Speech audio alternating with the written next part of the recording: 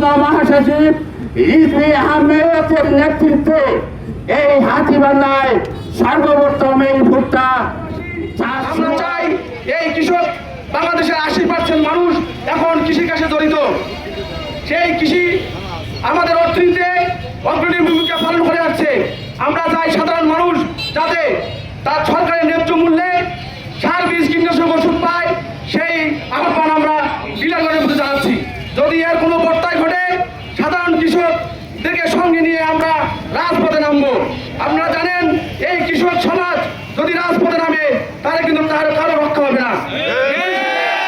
আমি হাতীবান্ধা উপজেলা নির্বাহী অফিসার এবং উপজেলা কৃষি কর্মকর্তাকে আহ্বান জানাবো, আপনি হাতীবান্ধা উপজেলায় একটা কৃষি মনিটরিং সেল গঠন করে 12টি ইউনিয়নে এই সার বীজ কীটনাশক ওষুধ কোথায় যায় তার তদন্ত কমিটি গঠন করেন এবং অবিলম্বে কৃষকদের যে দাবি ন্যায্য মূল্যে সার, ন্যায্য মূল্যে বীজ, ন্যায্য মূল্যে কীটনাশক ওষুধ প্রদানের ব্যবস্থা করেন। যদি না করেন এর দায়ভার আপনাদের গ্রহণ করতে হবে। এই মৌসুমটা হচ্ছে ভুট্টার মৌসুম।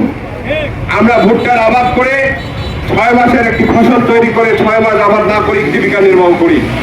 এটা আপনারা জানেন। হাতীবান্ধার 6টি ইউনিয়ন নদী গর্ভের সঙ্গে জড়িত। এই 6টি ইউনিয়নের মানুষ ভুট্টার উপর নির্ভরশীল। এই ভুট্টা ছাড়া তাদের আর কোনো আবাদ হয় না, এটা আপনারা সবাই জানেন। তারপরে আজকে যে পরিস্থিতি হাতীবান্ধায় তৈরি হয়েছে, প্রত্যেকটি কৃষকের কাছে আপনারা যান, তাদের মুখ থেকে শোনেন আমরা যে দাবি নিয়ে যে আন্দোলন আজকে করতেছি রাস্তায়, সেই দাবির সঙ্গে আমরা কতটুকু যৌক্তিক আছি কিনা। সাংবাদিক ভাইদের প্রতি আমি অনুরোধ জানাবো যে আপনারা কৃষক ভাইদের দাঁড়ে দাঁড়ে যান, তাদের দুঃখের কথা শুনেন, তারা আজকে কোন অবস্থায় তাদের কৃষি আবাদ তৈরি করতেছে। আমরা জানি, সবাই জানি যে কৃষক বাঁচলে দেশ বাঁচবে। যদি আমরা সেই কৃষককেই বাঁচাইতে না পারি তাহলে এই দেশটা কোথায় যাবে।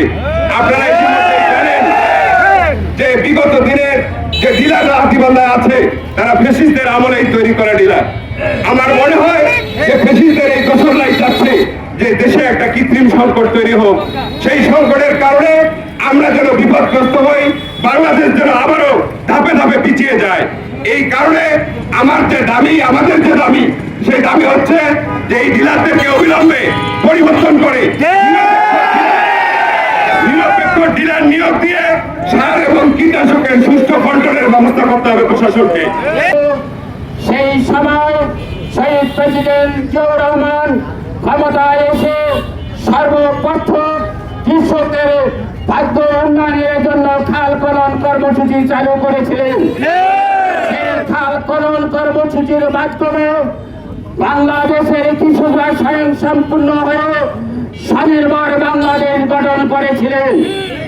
পাশাপাশি সেই ধারাবাহিকতায় 2001 সালে আমাদের দেশনেত্রী বেগম খালেদা জিয়া ক্ষমতায় এসে সর্বপ্রথম কৃষকদেরকে কিভাবে এগিয়ে নেওয়া যায় সেই কারণে তিনি কৃষকদের 5,000 টাকা ঋণ মওকুফ করেছিলেন এবং 25 বিঘা জমির খাজনা মওকুফ করেছিলেন।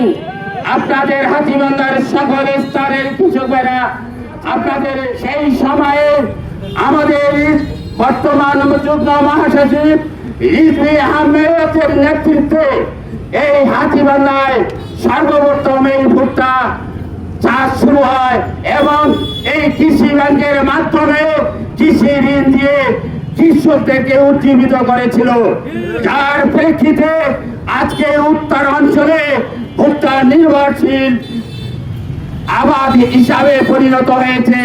এই ভুট্টার মাধ্যমে উত্তর অঞ্চলের কৃষকরা স্বনির্ভর হওয়া শুরু হওয়াতে কিছু দুষ্কৃতিকারী ডিলার এবং ফ্যাসিস্ট আমলের কিছু প্রশাসন সম্মিলিত হয়ে আজকে কৃষকের সার সংকটে ফেলে দিয়েছে।